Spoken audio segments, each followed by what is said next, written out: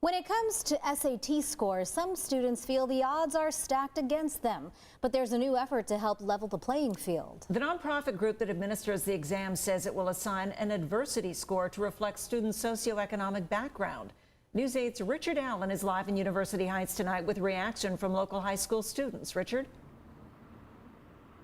And Barbara Lee and Marcella, while some critics question whether or not this is just a publicity stunt, supporters say this new adversity score could lead to more equitable college admissions. As the College Board puts it, this new score shines a light on those students who have achieved more with less.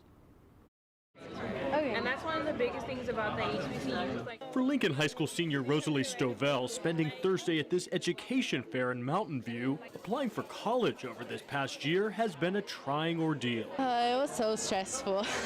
One of the most stressful parts, says Rosalie, was taking the SAT. I feel like I'm a really good student, but I'm not a good test taker in general.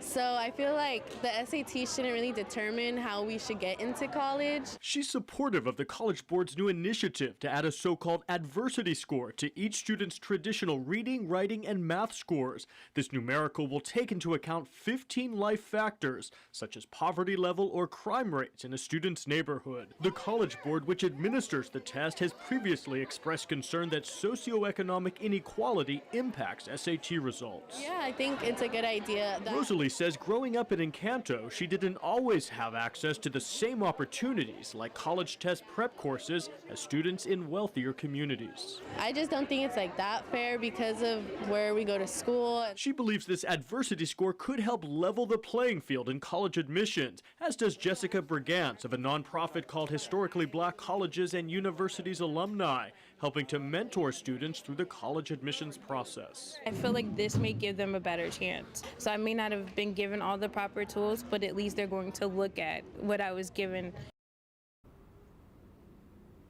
And according to the College Board, race will not be a factor in this adversity score. Now, last year, 50 colleges across the country beta tested the score. The College Board says it will now expand to 150 other schools beginning next fall. Also important to note, students will not be able to see their adversity scores. Only college admissions officials will be able to view them.